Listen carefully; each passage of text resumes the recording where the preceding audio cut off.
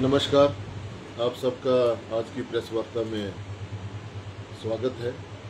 और short term में आप लोगों को यहाँ पे बुलाया गया, उसके लिए मैं क्षमा भी चाहूँगा और आपका धन्यवाद भी करना चाहूँगा कि आप शॉर्ट नोटिस में हमारे पास पहुँचे, क्योंकि आज सुबह ही मुझे इसके बारे में जानकारी प्राप्त हुई है कि फिन्ना सिंह प्रोजेक्ट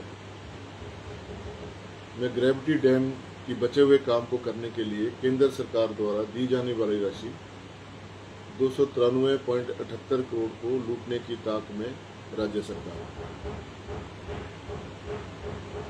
ये फिन्ना सिंह प्रोजेक्ट जो है वर्ष 2016 से इसमें काम चल रहा है और बीच में 27/2/1916 को GSCO इंफ्रास्ट्रक्चर को 59.87 करोड़ में काम को पूरा करने का टेंडर दिया गया था, जिसमें 60 करोड़ 55 लाख की अदायगी भी हो गई और 32 करोड़ का जो काम एक्स्ट्रा हो गया था वो एबिलिटेशन के माध्यम से अवार्ड किया गया। दिनांक 27/5/2025 को दोबारा इस ग्रेविटी डैम के शेष बचे हुए काम को पूरा करने के लिए भारत सरकार ने 293.78 करोड़ का टेंडर JSW करोड़ रुपया जो स्वीकृत किया, जिसका टेंडर JSW विभाग ने पब्लिश किया और एलिजिबिलिटी क्राइटेरिया में CPWD के जो मैनुअल हैं, क्योंकि केंद्रीय जो कार्य होते हैं, केंद्रीय योजनाओं के जो कार्य होते हैं CPWD के जो मानक होते हैं उसके अनुसार होते हैं और CPWD का जो मैनुअल है उसके अनुसार जो है 100 करोड़ से ऊपर का जो काम होता है वो जॉइंट वेंचर में दिया जाना लाजमी होता है। लेकिन सरकार ने यहाँ पर अपने चहेते को टेंडर देने के लिए जो है ये CPWD मैनुअल को दरकिनार कर दिया और एक व्यक्ति को जो है काम देने के लिए अधिकृत कर दिया और उसको टेंडर भी कर दिया। तो मांग हमारी ये है कि जो सरकार, सुखविंदर सिंह ठाकुर जी पिछले कल भी अपनी एक वीडियो के माध्यम से बोल रहे थे कि सरकार ने भ्रष्टाचार के तमाम रास्ते बंद कर दिए, लेकिन जिस प्रकार से नोटिफिकेशंस के माध्यम से सामने आ रहा है और बातें छन कर बाहर आ रही हैं, तो भ्रष्टाचार तो बहुत ज़्यादा हो रहा है। तो 293 करोड़ रुपए सरकार ने दिए, 90% केंद्र सरकार का पैसा और 10% जो है प्रदेश सरकार का उसमें खर्च होना है। लेकिन जिस प्रकार से 293.78 करोड़ में धांधली की जा रही है वो अपने आप में एक बहुत बड़ा भ्रष्टाचार का खेल जो है प्रदेश में खेला जा रहा है और सीधे सीधे इसमें जो है लूट मचाए जाने का जो है आरोप जो है हम सरकार के ऊपर लगा रहे हैं। और मैं ही नहीं, हमारे आदरणीय विपक्ष के नेता जयराम ठाकुर जी ने भी प्रेस वार्ता में इसके ऊपर काफ़ी जोर शोर के साथ अपनी बात रखी थी, लेकिन सरकार आज भी अपने रवैये से टस से मस नहीं है। और यदि ये जॉइंट वेंचर में टेंडर होता तो शायद 30 से 35% जो है प्रदेश सरकार को बचत होती, लगभग 100 करोड़ के आसपास जो है बचत होनी थी।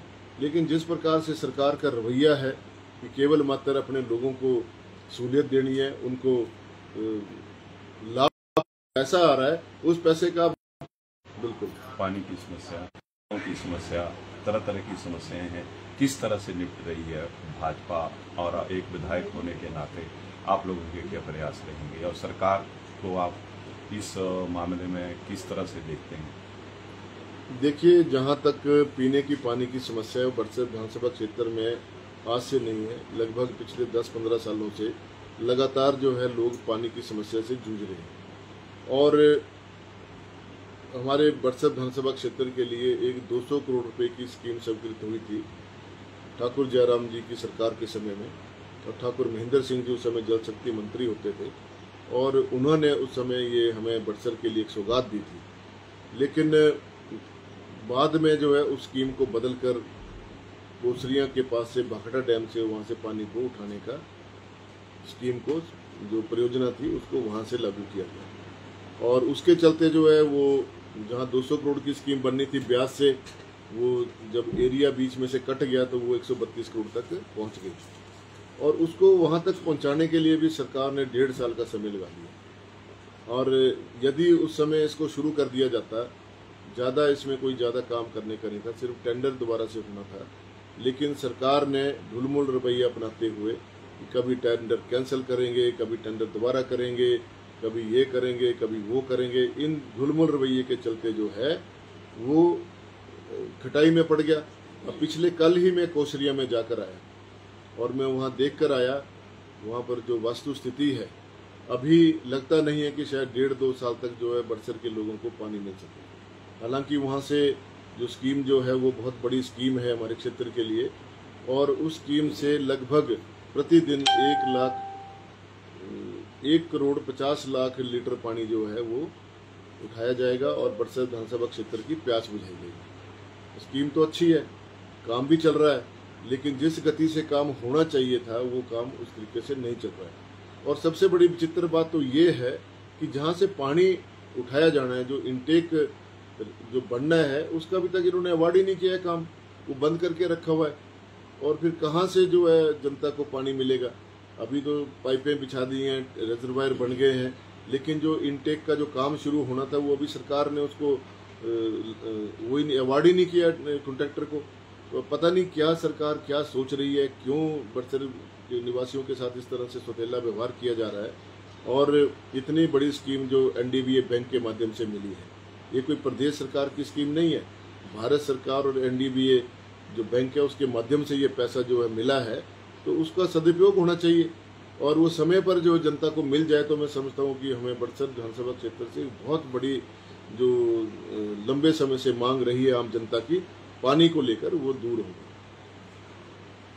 लखनपाल जी, एक प्रश्न आपसे मैं रखना चाहता हूं। अभी 2 दिन पहले, परसों रात की बात है, एक बच्चे का शुक्रगढ़ के समीप एक दुर्घटना में बहुत गंभीर एक्सीडेंट होने के बाद में उसको पहले भोटा ले जाया गया। भोटा में क्योंकि 5 बजे के बाद सेवाएं नहीं मिलती हैं, तो उसके बाद में उसको वापस यहाँ बड़सर लाया गया और उसके उपचार के दौरान उस बच्चे की मृत्यु हो गई। तो ये अव्यवस्थाएं जो मेडिकल व्यवस्थाओं में चल रही हैं, ये आज से ही नहीं, पहले से भी चलती हुई आ रही हैं। इसको लेकर क्या भाजपा की जो अभी रणनीति है बेसिकली बड़सर में विपक्ष के रूप में, क्या और थोड़ी पैनी हो सकती है कि इन व्यवस्थाओं को ठीक किया जा सके आपके माध्यम से? बिल्कुल, क्यों नहीं होगी। देखिए, मैं तो हमेशा से ही, जब से मैं विधायक बना हूँ, चाहे कांग्रेस की सरकार थी चाहे भाजपा की सरकार थी, अभी मैं खुद भाजपा में हूँ, तो मैंने हमेशा स्वास्थ्य को लेकर प्राथमिकता के आधार पर प्रश्न भी लगाए, मुद्दे भी उठाए और चर्चाओं में भाग भी लिया। लेकिन नटशेल में देखा जाए, पूर्व सरकार जयराम जी ने भोटा की जो पीएससी है उसको अपग्रेड कर दिया था। लेकिन ये हमारा दुर्भाग्य है कि जैसे ही कांग्रेस की सरकार बनी और माननीय मुख्यमंत्री महोदय ठाकुर सुंदर सिंह सुक्खू जी ने उस पीएससी को डीनोटिफाई कर दिया और उससे उसका नुकसान हो गया। चलो, डीनोटिफाई तो किया ही किया, साथ में एक नोटिफिकेशन जारी कर दी कि 4 बजे के बाद पीएससी भोटा में किसी भी मरीज को एंटरटेन नहीं किया जाएगा। तो मैं ये पूछना चाहता हूँ माननीय मुख्यमंत्री महोदय से, स्वास्थ्य मंत्री महोदय से, कि ऐसी नोटिफिकेशन निकालने का क्या कारण था और क्यों निकाली गई। एक बात बहुत सुधार 2016-17 में, और कंपाउंडर नहीं है, फार्मासिस्ट नहीं है, और उनमें से कईयों में तो ताले लगे हुए हैं। लेकिन जब भी मैंने मुख्यमंत्री महोदय जी से जब इस बारे में चर्चा की थी, जब मैं कांग्रेस में था, तो मुझे कहने लगे कि मैं ये आयुर्वेदा विभाग ही बंद कर दूंगा, इसका कोई फायदा ही नहीं है, इसकी कोई जरूरत ही नहीं है हिमाचल प्रदेश को। अब इतना बड़ा विभाग और पपरोला के अंदर जो कॉलेज है उसको ही बंद कर दो। फिर क्यों बच्चों के भविष्य के साथ खिलवाड़ किया जा रहा है? जो वहाँ पे अपने माता पिता की मेहनत कश कमाई को जो वहाँ पे खर्च कर रहे हैं, डॉक्टर बन रहे हैं। अब 2.5 साल में कोई भी आयुर्वेदिक डॉक्टर की भर्ती नहीं हुई, कोई वहाँ पे फार्मासिस्ट भर्ती नहीं हुआ, तो क्या कारण है? कैसे चलेंगे आपके संस्थान? हमारा बिजड़ी का आयुर्वेदिक हॉस्पिटल जो 10 बेडेड है, वहाँ पे डॉक्टर भी डेपुटेशन पे, पीएन वहाँ पे नहीं, नर्सेज वहाँ पे नहीं, तो कैसे जो है आप स्वास्थ्य लाभ देंगे? ऐसा ही बिजड़ी का हमारा हॉस्पिटल है जो कम्युनिटी हेल्थ सेंटर है, उसका अपग्रेडेशन होनी थी, उसमें नई बिल्डिंग बननी थी, नए इक्विपमेंट आने थे। अब ढटवाल क्षेत्र में लगभग 25-26 पंचायतों को वो पीएससी जो है, कम्युनिटी हेल्थ सेंटर जो है, वो फीड करता है। लेकिन वहाँ के लोगों को कोई बरठी जा रहा है, कोई हमीरपुर जा रहा है, कोई पीजीआई जा रहा है, कोई एम्स बिलासपुर जा रहा है, तो हमारे इन हॉस्पिटल का क्या फायदा? जो लोगों को जो है त्वरित कार्रवाई जो होनी चाहिए ऐसे समय में जिनको जरूरत होती है इलाज की, अगर उन्हें भाग दौड़ करनी पड़े तो फिर हमारे जो यहाँ पे मेडिकल कॉलेज की हम बात करते हैं, PSC CSC की बात करते हैं, तो आप धरातल पर देखें तो कोई वहाँ पर उसका वो सिस्टम लगता ही नहीं है कि हम स्वास्थ्य के क्षेत्र में कहीं आगे हैं। वो जिलाधीश महोदय के लिए चाहे हैंडपंप हो, चाहे रोड हो, स्ट्रीट लाइटिंग हो, वो केवल मात्र जो है वो सराउंडिंग की जो हमारी पंचायतें हैं वहीं पर ही काम कर सकते हैं, बाकी बाहर उस पैसे को नहीं भेजा जा सकता। जी लखनपाल जी, मेरा एक प्रश्न रहेगा। बड़सर की अगर बात करें, शिक्षा में काफ़ी महत्वपूर्ण भूमिका बड़सर की रहती है। हर क्षेत्र में बड़सर के प्रतिनिधि मिल जाते हैं, चाहे राजनीति हो चाहे दूसरे क्षेत्र। बहुत से विधानसभा क्षेत्रों में वहाँ के जो विधायक हैं वो वहाँ के जो स्कॉलर बच्चे होते हैं उनके लिए एक कार्यक्रम आयोजित करते हैं और वहाँ पर उन्हें सम्मानित किया जाता है। हाल ही में जो है वो एक कार्यक्रम हरौली में भी आयोजित किया गया है। तो क्या हम बड़सर की जो जनता है, क्या इस तरह की उम्मीद लखनपाल जी से रखे कि हिमाचल के जो स्कॉलर बच्चे आएंगे उन्हें उसी तर्ज पर हम सम्मानित कर सकते हैं, या उसके लिए कोई फंड की व्यवस्थाएं हो सकती हैं? बिल्कुल, आपने बात रखी है तो जरूर करेंगे। और जो होनहार बच्चे हैं, जो स्कॉलर बच्चे हैं, उनको सम्मानित करना दायित्व भी बनता है हमारा और वो करना भी चाहिए।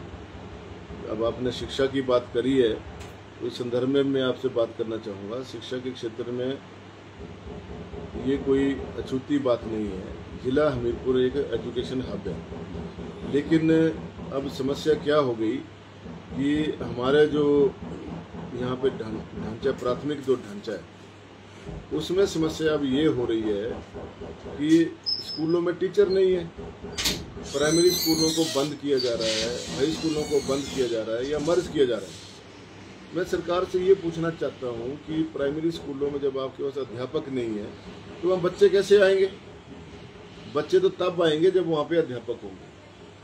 अब जब अध्यापक ही नहीं होंगे, अब इतना बड़ा इंफ्रास्ट्रक्चर, लोगों ने अपनी जमीनें दान देकर स्कूल बनाए हैं, अपने मेहनत की कमाई से स्कूलों को दान देकर कमरे बनाए हैं, और आज सरकार क्या कर रही है? भर्तियां ना करने से पीछे भाग रही है और स्कूलों को मर्ज कर रही है या बंद कर रही है। उससे क्या हो रहा है? जो करोड़ों रुपए की जो संपत्ति है उसका नुकसान हो रहा है। ना तो उनका कोई यूज हो पा रहा है किसी विभाग के अंदर, और ना ही वो यूज करने लायक हैं दूसरी जगह के लिए। इक्का दुक्का संस्थान आप यूज कर सकते हैं, लेकिन जो आप बीसीओ जो स्कूल बंद कर देंगे, उससे क्या होगा?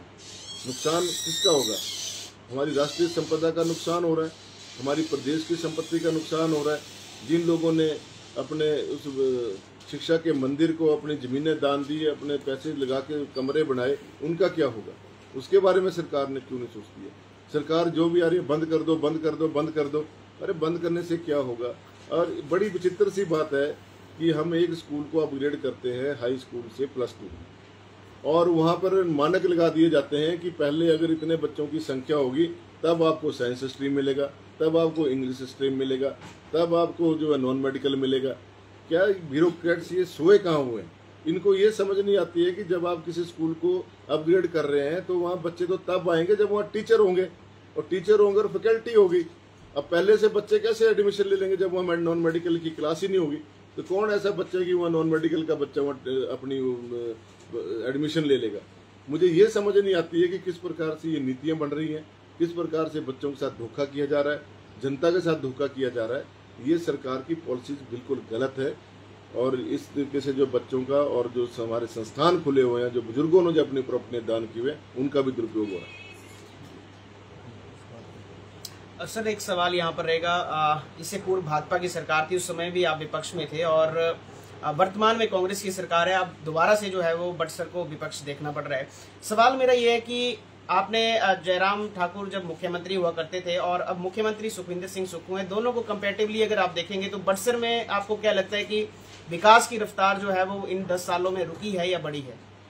देखिए, जो जिस प्रकार से विस्तार होना चाहिए था वैसा तो हुआ नहीं, लेकिन फिर भी मैं एक बात आपसे यहाँ शेयर करना चाहूँगा।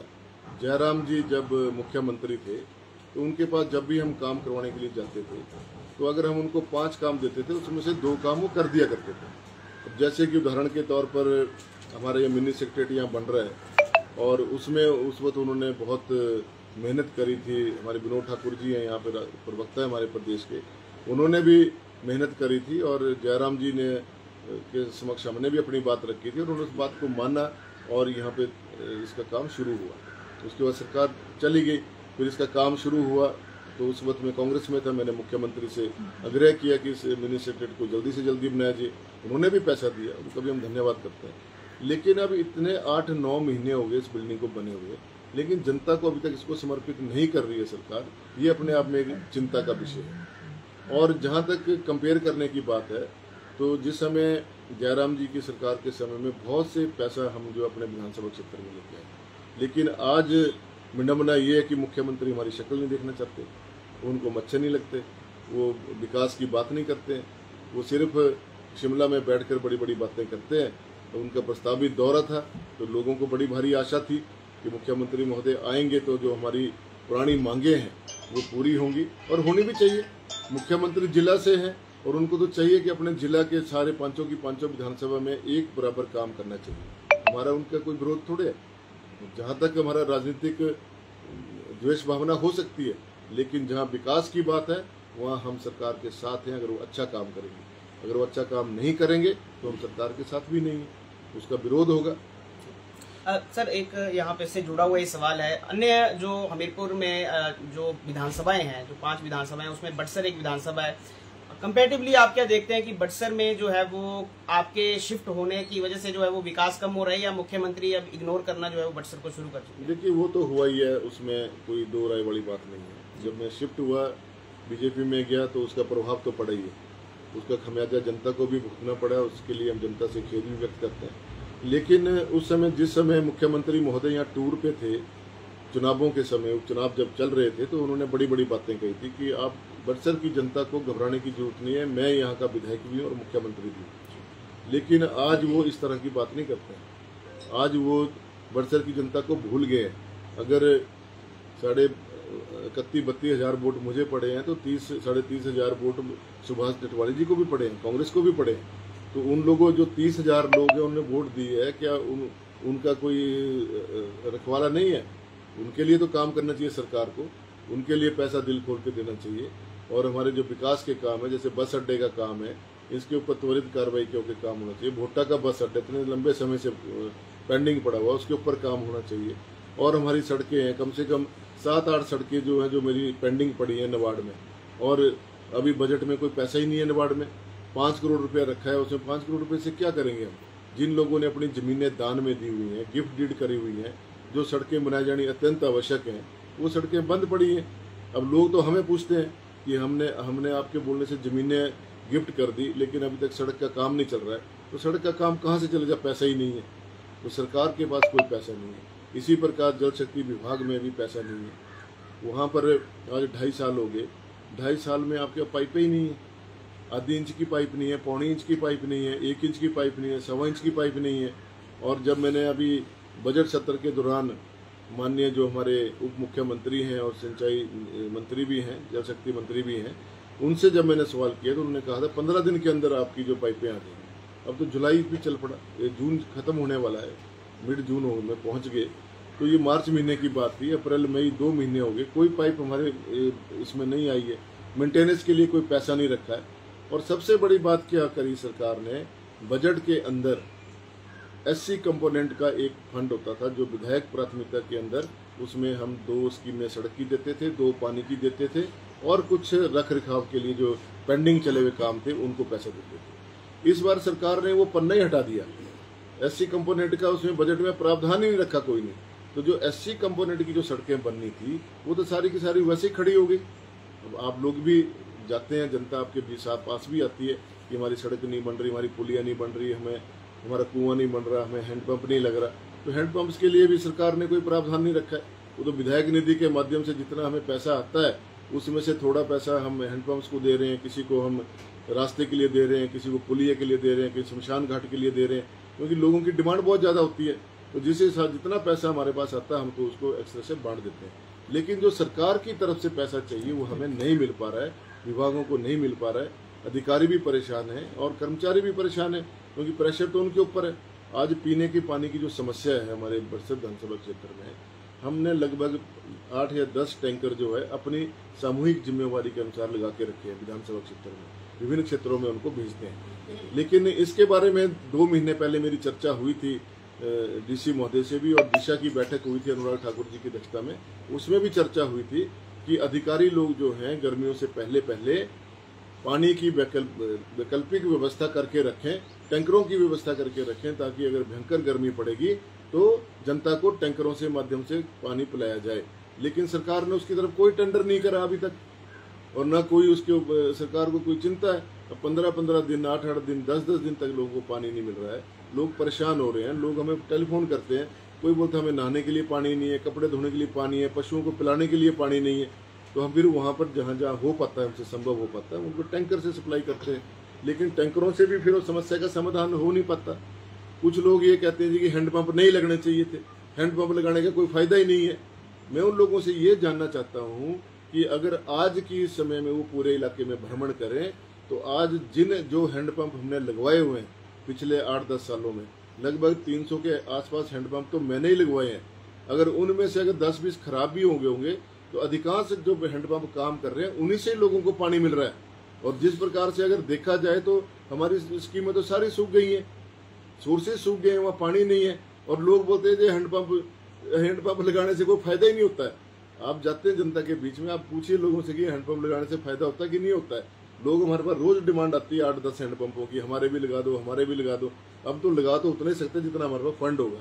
तो फिर भी हम धीरे धीरे प्रयास कर रहे हैं कि आने वाली गर्मियों तक जो है हम हर उस क्षेत्र में जहाँ जरूरत होगी वहाँ हैंडपंप लगेंगे, और लगने भी चाहिए। और लोग मोटरें भी लगवा रहे हैं, सबमर्सिबल मोटर लगा के भी उससे अपना गुजारा कर रहे हैं।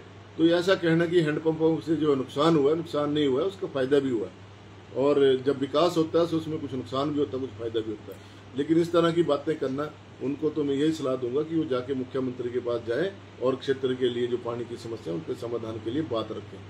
धन्यवाद। सर, एक यहाँ पर एक क्वेश्चन रहेगा आम जनता की तरफ से कि इस वक्त हिमाचल में जो है कांग्रेस सरकार है और मुख्यमंत्री का जो खजाना है पूर्ण रूप से खाली है, और अगर बड़सर विधानसभा की अगर बात की जाए तो भाजपा के विधायक आप यहाँ पर हैं, तो आम जनता जो है कहीं ना कहीं आपसे ये उम्मीद रखती है कि जो बड़सर की जो ग्रोथ है और विकास है वो आप पर निर्भर करता है। तो अगर आपकी बात से आपसे बात की जाए तो आपका कहना होता है कि जो इस वक्त जो है हिमाचल में विपक्ष कांग्रेस है तो वहां से पैसा नहीं मिल रहा है, तो क्या अगले 2.5-3 साल तक जो है क्या बड़सर विधानसभा को जो है विकास जो है के लिए रुकना पड़ेगा कि कुछ और अल्टरनेट? जो विकास के काम जो रुके हुए हैं, जो तो प्रदेश सरकार के एंड पर है जी, उसको तो प्रदेश सरकार के समक्ष हम विधानसभा के अंदर हमारा सदन होता है, वहाँ पूरे जोर के साथ उठाते हैं जी।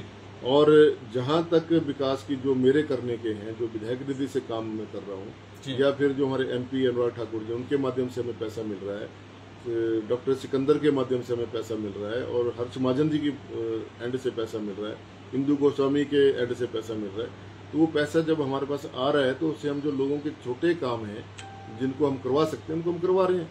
और ऐसा नहीं है कि अगर मैं भाजपा में हूँ और प्रदेश में कांग्रेसी सरकार है तो जनता को जो है 2.5 साल तो इंतजार करना पड़ेगा। हो सकता है बड़े काम के लिए इंतजार करना पड़ सकता है, लेकिन जो छोटे काम है जिससे जनता को ज्यादा फायदा हो सकता है उसको करने के लिए हम हमेशा तत्पर है और कर भी रहे हैं। लखनपाल जी, बहुत महत्वपूर्ण प्रश्न मैं आपके बीच में रखने जा रहा हूँ जो बेसिकली PWD विभाग के ठेकेदारों से जुड़ा हुआ है। आप पिछले 2 दिनों से सुन रहे होंगे, ठेकेदार आत्मदाह तक की धमकी दे रहे हैं और ये कह रहे हैं कि हमारा पैसा अगर नहीं मिला तो हम बिल्कुल आत्मदाह करने के लिए मजबूर हैं। GST वो कह रहे हैं हम लोन लेके भर रहे हैं। सवाल मेरा यहाँ ये है कि क्या विक्रमादित्य सिंह ठाकुर जी जो आपके बड़े अजीज भी रहे हैं और आज भी मुझे लगता है, क्या आपने उनसे कभी प्रयास किया है बात करने की कि जो ठेकेदारों का पैसा है, जब वो आए दिन स्टेटमेंट देते हैं कि 90 करोड़ जारी हो गया, तो क्या इन सब चीजों के बीच में एक विपक्ष के एक व्यक्ति होने के नाते आप बड़सर के खासकर उन ठेकेदारों के लिए आवाज बुलंद करना चाहेंगे इस विषय पर? देखिए, ठेकेदार लोग तो मुझसे मिले नहीं और चिंता तो है ही है। अगर किसी व्यक्ति ने ऐसा कहा है कि मातमदाह कर लेंगे तो आप इससे अंदाजा लगा सकते हैं कि प्रदेश सरकार की माली हालत क्या है। और जो विक्रमादित्य सिंह जी की जहाँ तक बात है, वो कैबिनेट मिनिस्टर है, हमारे छोटे भाई हैं, राज साहब के सुपुत्र हैं और संबंध तो मेरे सभी से अच्छे हैं, मेरे किसी बुरे नहीं है, ना मैं बिगड़ता हूँ किसी संबंध। हमारे मुख्यमंत्री से भी अच्छे संबंध है, वो अलग बात है, उनकी नजर में हम क्या है। दूसरी बात यह है कि देखिए, जो मंत्री का एक अपना दायरा है और प्रदेश सरकार का जो खजाना है, वित्त मंत्री तो स्वयं मुख्यमंत्री है और मुख्यमंत्री ने पैसा जारी करना होता है। अगर ऐसा कॉन्ट्रैक्टर बोल रहे हैं तो ये बहुत चिंता का विषय है और सरकार को इसके बारे में गंभीरता से प्रयास करना चाहिए और उनकी पेमेंट्स को जारी करना चाहिए जो उन्होंने काम किया है।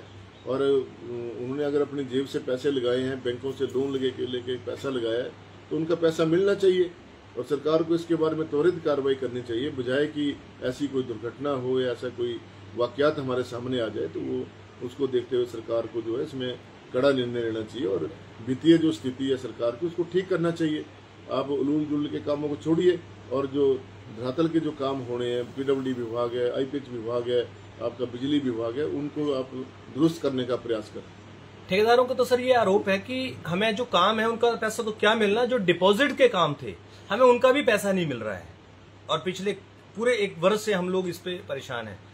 तो मेरा सवाल यह है कि विपक्ष के रूप में क्या भाजपा विधानसभा में या इस तरह की, क्योंकि सत्र की तो अभी बात ही नहीं है, तो क्या भाजपा कोई ठेकेदारों के पक्ष में रहते हुए क्या हिमाचल प्रदेश में कोई विरोध प्रदर्शन का प्लान कर सकती है कि ठेकेदारों को पैसा मिले? देखिए, अब ठेकेदार भी तो हमारे ही लोग हैं जी, हमारी विधानसभा क्षेत्र के लोग हैं या हिमाचल प्रदेश के कोने कोने में अपने अपने विधानसभा का प्रतिनिधित्व करते हैं, वो भी आम घरों से आते हैं और ठेकेदारों का और डिपार्टमेंट का एक कड़ी होती है। डिपार्टमेंट ठेकेदारों से ही काम करवाता है, खुद तो करता नहीं है। तो कुछ लोग तो ये भी बोलते हैं कि जी लखनपाल तो ठेकेदारों को ही साथ ही रहता है। अरे भाई, अब जो अगर ठेकेदार यहाँ पे नौकरियां तो है नहीं, अब जो व्यक्ति ठेकेदारी करता है और मेरे साथ मिलता जुलता है तो इसका मतलब उसने क्या गुनाह कर दिया? वो तो प्रदेश सरकार के विकास में अपना हाथ बंटा रहा है, अपने जेब से पैसा लगा रहा है पहले, उसके बाद उसको पैसा मिलता है।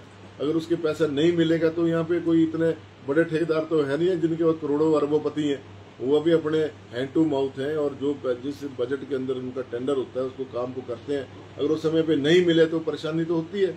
तो मैं तो ये चाहूंगा कि उनको सरकार से हमारा ये है, जयराम ठाकुर जी ने भी पीछे अपने स्टेटमेंट में कहा था कि ठेकेदारों की पेमेंट जो है वो समय पर होनी चाहिए ताकि हमारे विकास के काम रुके नहीं। आज तो समस्या ये है कि कोई भी ठेकेदार टेंडर डालने के लिए भी तैयार नहीं हो रहा है। तो ये क्या सरकार है, मैं तो समझ से बाहर है। चलिए जी, बहुत बहुत धन्यवाद आपका जी।